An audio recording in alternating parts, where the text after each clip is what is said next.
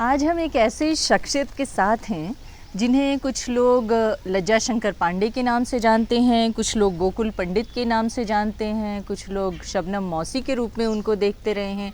हम सब लोग उनको अपने मध्य प्रदेश के गाडरवारा के शिव भक्त आशुतोष के रूप में देखते रहे हैं। लेकिन आजकल उनका एक और चरित्र है जो बहुत ज़्यादा चर्चा का केंद्र है। वो है एक लेखक का चरित्र, और राम राज्य नाम की पुस्तक लिखकर उन्होंने जो एक अलग पहचान बनाई है, आज हम उस पर आशुतोष राणा से बातचीत करने वाले हैं। आशुतोष जी, स्वागत है हमारे इस कार्यक्रम में। बहुत बहुत धन्यवाद आपका। ये जो आपके चरित्र हैं, कभी आप शबनम मौसी बन जाते हैं, कभी रावण बन जाते हैं, कभी गोकुल पांडे बन जाते हैं, और आजकल एक साहित्यकार लेखक बन गए हैं। और एक ऐसे लेखक के रूप में मैंने आपकी किताब देखी जिसमें इतिहास को एक नई परिकल्पना देती हुई पुस्तक मुझे लगी। क्या कहना चाहेंगे आप इसके बारे में? देखिए, इसमें दो चीज़ें हैं। अभिनय मेरा व्यवसाय है, तो अभिनय में आपको जिस किस्म के किरदार होते हैं उस किस्म का रूप आपको लेना पड़ता है, और लेखन मेरा व्यक्तित्व है।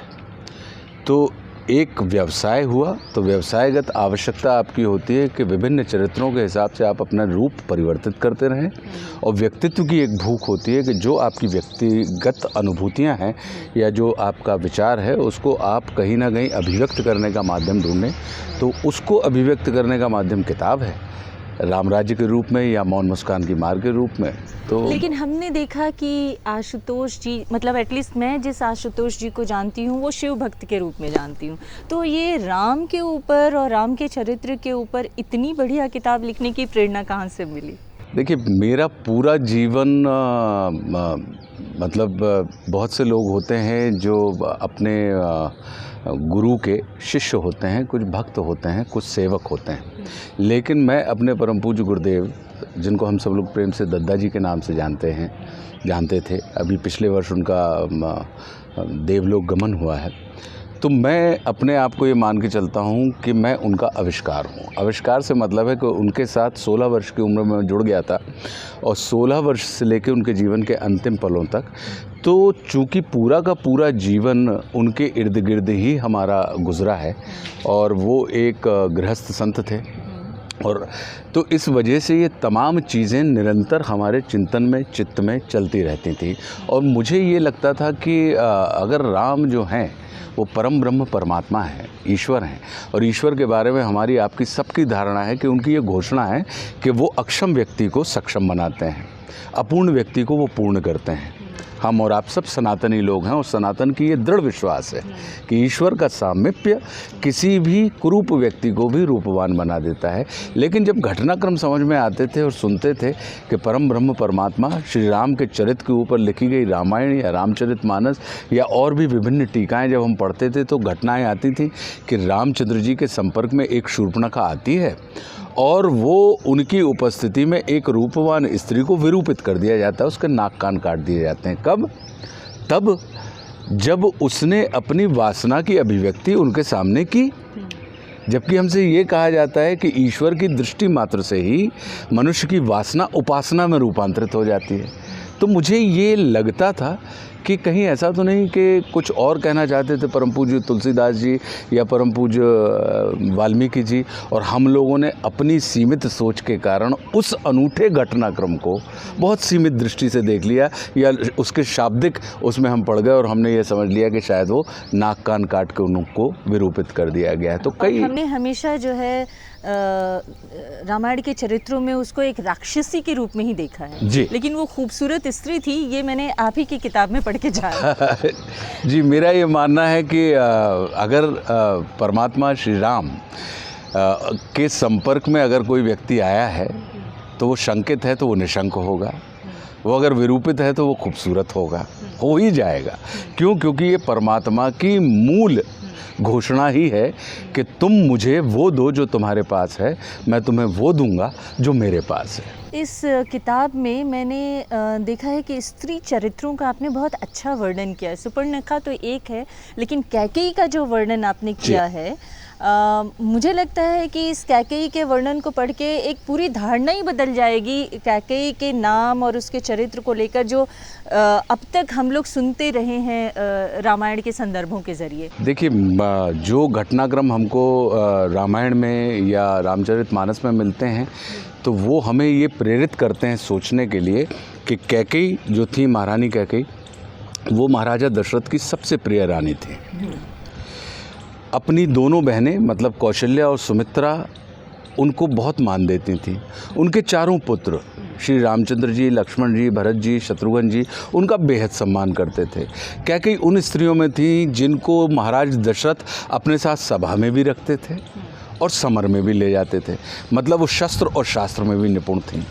तो जब इतनी अद्भुत व्यक्तित्व की मलिका और जहाँ की वो थी, जिसे हम ये कहते हैं कि आज के समय का उस समय का जो कैकेयी प्रदेश है, जो आज के समय का अफ़गानिस्तान है या समरकंद ताशकंद वाली जो जगह है, वहाँ जेनेटिकली बेहद खूबसूरत व्यक्तित्व वहाँ पे होते हैं। तो जब इतनी सारी की सारी चीज़ें उनके अंदर मौजूद थी, उनके सिर्फ बाहरी रूप ही नहीं, उनका व्यक्तित्व भी इतना आकर्षक होगा, तभी उनको वो तमाम चीज़ें वहाँ पर, जिसको ये कहा जाए कि बिना बोले आधिपत्य की स्थिति, किसी के चित्त को हर लेने वाली क्षमता उनके अंदर व्यक्तित्व में होगी, तभी कहीं सारे के सारे लोग उनके अनुरूप चल रहे हैं। चित्त को हर लेने की क्षमता अलग है, लेकिन उन्होंने जो उनके राम के साथ जो संवाद हैं या उनके अपने बच्चों के साथ जो संवाद हैं, शत्रुघ्न के साथ जो संवाद हैं, वो तो बेहतरीन है। मतलब ये मुझे लगता है कि आप जो है एक बेहतर अभिनेता से ज़्यादा एक बेहतर साहित्यकार साबित हुए हैं। ये तो बड़ी कृपा है, ये बहुत अद्भुत और अनूठी बात है, क्योंकि ये ऐसे चरित्र हैं जो हमारे और आपके जीवन में निरंतर, अगर देखा जाए तो राम तो हमारे चित्त ही नहीं है, मतलब भारतवर्ष के वो चित्त भी हैं, चरित्र भी हैं, चिंतन भी हैं, सारी की सारी व्यवस्थाएं, क्योंकि रामचंद्र जी ने जो किया है वो हम सबके काम का है कि प्रातः काल उठे रघुनाथा, मात पिता गुरु नावई माथा वाली जो एक अवधारणा उन्होंने जीवन में प्रस्तुत की है।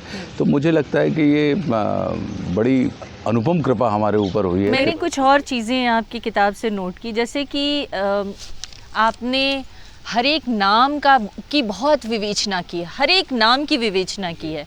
दूसरा, मैंने एक और देखा कि आपका जो भी शब्द हैं, उन शब्दों में भाव, प्रभाव, स्वभाव, प्रेम, मोह, सभ्यता, संस्कृति, साधक, तपस्वी, प्रकृति, विकृति, धनुष, धैर्य, इस तरह के जो समानार्थक और विरोधी शब्द हैं, उसका बड़ा अच्छा वर्णन है। ये प्रेरणा कहाँ से, मतलब ये क्या अनेक साहित्यों को पढ़ के आपके अंदर आई है या फिर लिखते हुए स्वतः आती गई है? ये स्वतः आती गई, और मुझे लगता है कि इसकी खूबसूरती जो बनी है कि इसके गद्य में पद्यात्मक लय है। हाँ, कि जो उसकी जो लयात्मकता है, तो वो अच्छा, दूसरे कुछ ऐसे शब्द होते हैं जो अमूमन हमको लगता है कि ये पर्यायवाची है, लेकिन वो मात्र पर्यायवाची नहीं होते, उसके अलग अलग अर्थ होते हैं। उसके अलग अलग अर्थ होते हैं, और कोई शब्द ऐसे भी होते हैं जिसका कि पर्यायवाची उससे आगे की उसके विस्तार का शब्द होता है। जी बिल्कुल, उसे विस्तारित करते हैं। और चूंकि मेरा अपना ये मानना है कि शब्द में शक्ति होती है बशर्ते वो शिद्दत से बोले जाए। भाषा का निर्माण ऐसे ही नहीं हुआ। भाषा जो है वो हमारे भावों की अभिव्यक्ति का माध्यम है, कि निराकार भाव को यदि हमें साकार रूप देना पड़ता है, चूँकि हमको साकार चीज़ें ही अधिक नज़र आती हैं, तो हम भाषा के माध्यम से देते हैं। तो शब्द जो है वो मात्र सिर्फ बोली जाने वाली सिर्फ ध्वनि नहीं है, उस ध्वनि के माध्यम से आपके हृदय के अंदर घनीभूत होने वाले वो समस्त भाव जो हैं, वो व्यक्ति के भाव मन को, भावनात्मक स्थिति को कहीं ना कहीं वो उद्वेलित करते हैं, आंदोलित करते हैं। अब जब आप शब्द के भाव की बात कर रहे हैं, तो आजकल एक शब्द इस देश में बहुत ज़्यादा गंभीरता से और बहुत ज़्यादा प्रचलन में है, वो है राम, जिस पे आपने पूरी किताब लिखी है जी। पर क्या वो शब्द का जो भाव है वो हमारे भारत के पूरे जो हमारा भारत का चरित्र है या हमारे भारतीय समाज है उसके चित्त से निकल पा रहा है, या जिस भाव को आप कंसीव कर रहे हैं, क्या वही भाव इस पूरे भारत में भगवान राम के नाम लेने से सामने आ पा रहा है या नहीं आ पा रहा है? मेरा ये मानना है कि भाव कुभाव अलग आलस हों वाली जो बात है कि अपने प्यारे राम को रीझ भजो या खींच, खेत पड़े पड़ जात है उल्टो सीधो बीज, ये अपने हमारे भारतवर्ष में, ये बुंदेलखंड में ये कहा जाता है। मेरा ये मानना है, आपने बड़ी महत्वपूर्ण बात की, क्योंकि राम परमात्मा, राम के सिर्फ चरण ही हमारे उद्धारक नहीं है। जितनी शिद्दत से हमने उनके चरण पकड़े हैं उतनी ही शिद्दत से हमें उनके आचरण को भी पकड़ना होगा। चित्र को लिया है तो चरित्र में भी हमें डालना होगा, तभी जो राम राज, जो दैहिक दैविक भौतिक तापा राम राज नहीं काहू ही व्यापा वाली जो बात है कि राम राज इतने बड़े लंबे सिविलाइजेशन में जहाँ पे हज़ारों किस्म की शासन व्यवस्थाएं आई, प्रशासन व्यवस्थाएं आई, लेकिन हमारे कल्पना जगत में पहले पायदान पर रेफरेंस जब आता है तो राम राज्य का आता है। तो राम राज्य का क्यों आता है? क्योंकि वो बता रहे हैं कि ना दैहिक ताप होते हैं, ना दैविक ताप होते हैं, ना भौतिक ताप होते हैं अगर राम राज्य की स्थिति, तो लेकिन वो कब?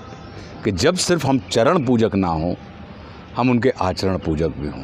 सिर्फ वो हमारे लिए पूजनीय ही ना हो, वो हमारे लिए धारणीय भी हों। और राम का अर्थ ही होता है रोम रोम में प्रकाशित होने वाली चेतना।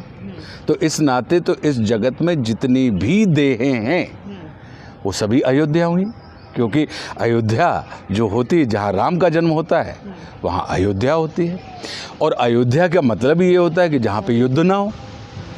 तो फिर अगर ये युद्ध हो रहा है इस अयोध्या के साथ, तो इसका मतलब ये है कि हमने राम के हमने चित्र को तो हम पूज रहे हैं, लेकिन उनके चरित्र को कहीं ना कहीं हमसे समझने में चूक हो रही है।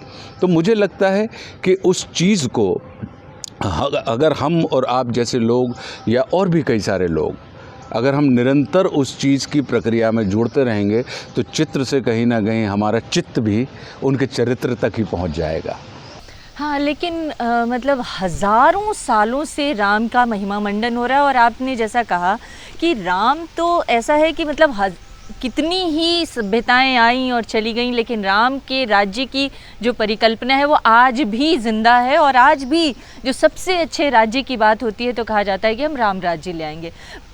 तो हमारी सोसाइटी में कौन सी ऐसी कमियां हैं जिसकी वजह से हम चाहते तो हैं, हम पूछते भी हैं, हम दिखाना भी चाहते हैं, पर हम वहाँ तक पहुँचने की कोशिश नहीं कर रहे हैं?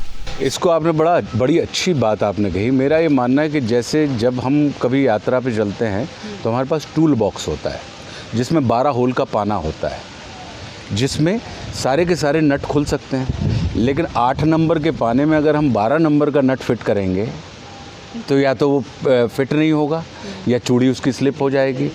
तो गलत पाने को गलत नट में फिट करने के कारण वो हमें हमारे सामने वो कहीं ना कहीं अड़ा हुआ प्रतीत हमें लगता है। तो मेरा ये मानना है कि हम राम को तो मान रहे हैं, लेकिन कहीं ऐसा तो नहीं कि हम राम की नहीं मान रहे। हम कृष्ण को तो मान रहे हैं लेकिन कृष्ण की नहीं मान रहे। ये बिल्कुल वैसी ही स्थिति हो रही है कि हम पिता को तो मानते हैं लेकिन पिता की नहीं मानते हैं। तो हम की पे चले जाएं। की बड़ा अद्भुत शब्द है, की मतलब चाबी। तो अगर हम उस की का इस्तेमाल करना शुरू करें तो हमारी और आपकी ज़िंदगी के जितने भी ताले हैं जो हमें लगता है कि ये बंद ताले हैं। कैसा है, मतलब ये जो आप कह रहे हैं कि हम उस की पे पहुंच जाएं तो हम सारी कुंजी पा लेंगे, लेकिन बहुत सारे ऐसे लोग हैं जो ये इस अंतर विरोध की वजह से उससे विमुख हो जाते हैं कि हमें नहीं मानना जी, क्योंकि उस जगह पे पहुंच ही नहीं सकते जिस जगह की आप सपने दिखा रहे हैं या परिकल्पना कर रहे हैं, तो हम मानते ही नहीं। और फिर आपकी पुस्तक भी ये बात कई बार अलग अलग तरीके से ले आती है कि जो दिखता ही नहीं है, जो संकट में सामने ही नहीं आता है, जो तमाम मुश्किलों में, संघर्षों में, संकटों में कहीं नज़र ही नहीं आ रहा है, तो ऐसे राम से के होने या ना होने से क्या मतलब है? देखिए, अब ये अगर ऐसा कहा जाए तो हम ये मान सकते हैं कि हम और आप इस पीपल के वृक्ष के नीचे बैठे हुए हैं, हवा है, चल रही है, लेकिन वो हमारी आँखों से दिखाई नहीं दे रही है।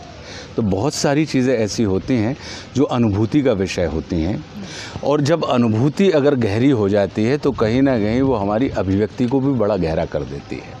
तो मेरा ये मानना है कि हम और आपसे अगर ये पूछ लिया जाए कि तो हमारी चौथी पीढ़ी के पिताजी का नाम बताइए, तो हमें याद नहीं है, हमें पता नहीं है, हमने उन्हें देखा नहीं है।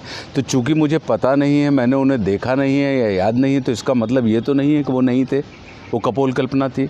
नहीं, मैं हूँ, इसका मतलब है कि मेरी 10 पीढ़ी वाले पिता भी कहीं ना कहीं अस्तित्व में, माता भी अस्तित्व में वर्तमान होंगी। तो मेरा होना ही उस समय में होंगी ना, अभी कैसे हो सकती? तो अब जब समय काल परिस्थिति जो हमारी और आपकी बनती है, तो हम ये मान के चलते हैं कि अगर हमने मनस्थिति हमारी बदल गई, बन गई, क्योंकि संसार में सारी की सारी चीज़ें जो होती हैं वो परिस्थिति जन्य होती हैं।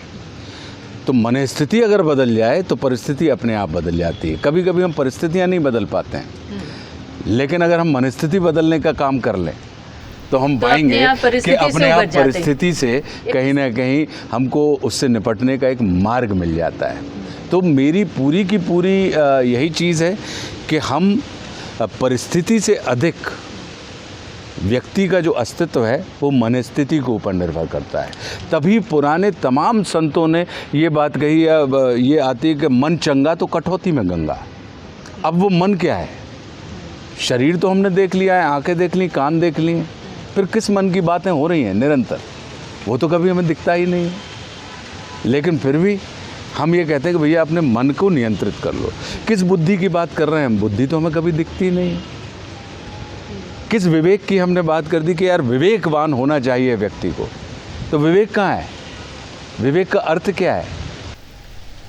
लेकिन आज की संकटकालीन परिस्थिति में राम कहीं दिख नहीं रहे हैं। सिर्फ राम की मूर्ति दिख रही है, चित्र दिख रहे हैं, या वाणी से राम आ रहे हैं, मगर राम की जो ज़रूरत इस धरती को है वो नहीं दिख पा रहा है।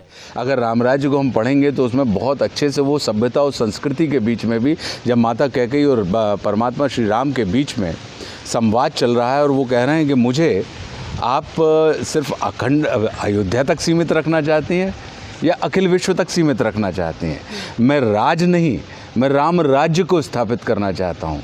राज्य में जहाँ व्यक्ति का महत्व होता है, राज्य में वहीं व्यवस्था और विचार महत्वपूर्ण हो जाते हैं। व्यक्ति की सीमाएं होती हैं कि उसके जीवन काल में जब तक वो मौजूद है तब तक तो वो शासन, प्रशासन, सुशासन संचालित कर सकता है, लेकिन उसके जाने के बाद, उसकी अनुपस्थिति में भी उसके द्वारा दी गई व्यवस्था या विचार सदैव वर्तमान अगर रहें, तब कहीं ना कहीं वो राज्य की अवधारणा को, तो मुझे लगता है कि जो राम राज्य आया भी है, हाँ।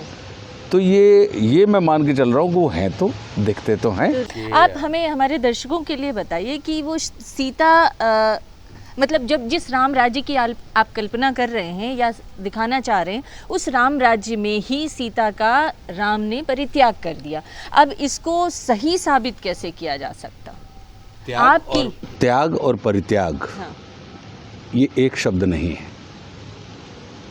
त्याग का मतलब होता है जब किसी चीज़ को मन, वचन, कर्म से छोड़ दिया जाए स्वयं के लिए, और परित्याग का मतलब होता है कि स्व के लिए नहीं, स्वयं के लिए नहीं, पर के संतोष के लिए। तो हमने स्वयं को तो धारण किया हुआ है, स्वयं में तो धारण किया हुआ है, लेकिन तुमको संतोष हो रहा है ना इस बात से, तुम असंतुष्ट हो ना, तो तुम्हारे संतोष के लिए तो मैं इसलिए कह रहा हूँ कि जब उसको हम पढ़ेंगे तो राम के त्याग की बात नहीं है, परित्याग की बात है। पर सीता को तो कष्ट हुआ ना। अब वो कष्ट हुआ या क्या हुआ, जब हम पढ़ेंगे तो हम ये पाएंगे कि आपको अद्भुत और अनुपम आनंद मिलेगा, और अंत में हम ये कहेंगे कि उनकी ही कृपा से, हम और आप तो कुछ नहीं, हम लोग माध्यम होते हैं, लेकिन उनकी ही कृपा से जो पूर्ण न्याय होना चाहिए उस पूरी की पूरी घटना के पीछे, क्योंकि ये दो प्रसंग ऐसे हैं, दो प्रसंग, एक प्रसंग लंका विजय जिसने नरावतार राम को नारायण के रूप में स्थापित कर दिया, नर से वो नारायण हो गए। क्यों? क्योंकि अपने 1 लाख पूत और 1.25 लाख नाती वाले सर्वशक्तिशाली रावण, जिसके पास दुनिया की सबसे प्रशिक्षित सेना हुआ करती थी, उसके साथ एक अप्रशिक्षित सेना को लेकर 100 योजन समुद्र पार करके उसकी ही लंका में घुस के उसी को पूरा का पूरा जड़ से उखाड़ के उन्होंने भस्मीभूत कर दिया हो, तो उन्होंने नर से नारायण की यात्रा की। और एक घटनाक्रम सीता परित्याग, जिसने उनके नारायणत्व को वापस नर में परिवर्तित कर दिया। तो ये जो पूरा सर्किल घूमा है कि नर से नारायण बने और नारायण से वापस नर की जो यात्रा हुई है, तो उस पूरे सर्किल को तो ये 2 घटनाक्रम ऐसे हैं। और इसी कारण ये जितने भी विचार या जितने भी प्रश्न आपके सामने खड़े होते थे, ये मुझे बहुत उद्वेलित करते थे, मुझे बहुत ही अंदर से परेशान करते थे, क्योंकि मेरा मन ये मानने तैयार नहीं होता था कि जो श्री राम ये कह रहे हैं कि मैंने स्वप्न में भी किसी पर स्त्री का विचार नहीं किया, कि सीता उनकी मात्र प्रेमिका या प्रेयसी या पत्नी ही नहीं थी, वो उनकी प्राणवायु थी, वो उनकी संकल्प शक्ति थी सीता, वो उनका गौरव, उनकी गरिमा, उनकी संस्कृति, उनकी सभ्यता थी। वो राम क्या किसी धोबी के कहने मात्र से अपनी उस सीता का परित्याग कर सकते हैं? वो राम जिन्होंने शबरी और अहिल्या जैसी स्त्रियों का, जिन्होंने तारा और मंदोदरी जैसी स्त्रियों का कल्याण किया हो, वो राम क्या अपनी उस प्राणवायु का, जो सीता जी के रूप में उनके सामने थी, क्या उनका परित्याग कर सकते हैं? मुझे लगता है कि इस सवाल का जवाब आपको दे ही देना चाहिए हमारे माध्यम से। किताब में तो दिया है, लेकिन दर्शकों के लिए भी दे दीजिए कि वो राम ने आखिर सीता का परित्याग क्यों किया, उसमें ऐसा क्या कल्याण की भावना थी, जन कल्याण की या सीता के कल्याण की या नारी जाति के कल्याण की, ऐसी कौन सी भावना थी जिसने उनको प्रेरित किया? देखिए, अब इस बात का एक लाइन में तो जवाब नहीं दिया जा सकता, क्योंकि उस पर पूरा चैप्टर है, लेकिन फिर भी मैं एक बारीक बात ये बताता हूँ कि जब किसी भी पुरुष के लिए, और ख़ास करके परमात्मा श्री राम जैसे पुरुष के लिए, जो ये मान के चलते हैं कि नारी ही उनके अस्तित्व, उनके व्यक्तित्व, उनके जन्म, उनके धारण तारण और का कारण है, और किसी भी सभ्यता के द्वारा स्त्री के चरित्र के ऊपर प्रश्न चिन्ह उठाना, क्योंकि पुरुष का चरित्र यदि गिरता है तो सिर्फ एक व्यक्ति का शरण होता है, लेकिन स्त्री का चरित्र यदि उसके ऊपर प्रश्न चिन्ह लगता है तो पूरी की पूरी संस्कृति और सभ्यता चरमरा के गिर जाती है। क्यों? क्योंकि संसार में सर्वाधिक हमारे आपके सबके अस्तित्व का जो मूल कारण होती है वो स्त्री ही होती है। तभी दुनिया के सारे ग्रहों को पुल्लिंग कहा गया है, एकमात्र पृथ्वी है जो स्त्रीलिंग है। क्यों? क्योंकि वहीं पर जीवन है। तो ऐसी स्थिति में उनके ही राज्य में, उनकी ही प्रजा के द्वारा, उनके ही दरबार में एक स्त्री के उस अस्तित्व के ऊपर जिन्होंने अपनी परीक्षा, अग्नि परीक्षा के माध्यम से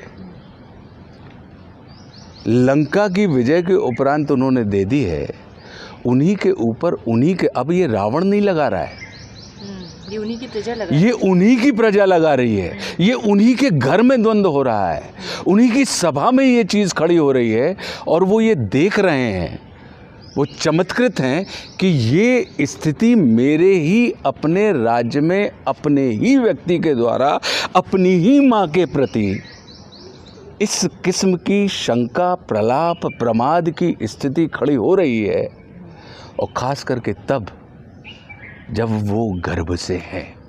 तो आज अगर मैं इस धोबी को मार देता हूँ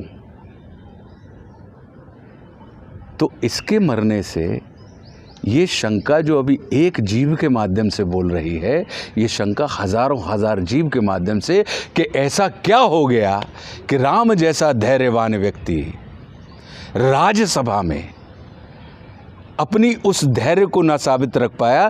क्यों? क्योंकि उसने उनका शमन कर दिया। दूसरी चीज़, उन्होंने अपने इस एक निर्णय से सीता जी के चरित्र की तरफ उठने वाले जितने बाण थे उनका मुंह अपनी तरफ मोड़ लिया। इसीलिए हम और आप इतने युगों के बाद भी उनके ऊपर एरो लेकर बैठे हुए हैं और उनसे कह रहे हैं हम सीता जी की मातेश्वरी की बात नहीं कर रहे, हम कभी भी लव कुश की उपस्थिति और उनके जन्म की बात नहीं कर रहे, हम राम के ऊपर अपना धनुष बाण लेके बैठे हैं कि ये तो गलत किया, ये तो गलत हुआ। राम पे धनुष बाण चलाने वाले कौन होते हैं? हम तो, हमारे लिए तो राम पूजनीय हैं। लेकिन ये ज़रूर है कि जब जब भी इस तरह के उदाहरण सामने आते हैं और जब जब भी राम राज्य की कल्पना की जाती है, तब तब ये वाली जो घटना है वो बार बार मन को शंकित करती है और ख़ास तौर से उन तमाम महिलाओं को शंकित करती है कि क्या राम राज्य में ऐसी स्त्रियों का सम्मान होगा। इसीलिए मैं आप सबसे निवेदन मैं आपके माध्यम से करना चाहता हूँ समस्त लोगों से कि मैं चाहता हूँ, क्योंकि जैसा ये प्रश्न आपको उद्वेलित करता था, मेरे भी सनातनी चित्त को बड़ा उद्वेलित करता था, मेरा मन बड़ा व्यथित होता था इस बात को लेके।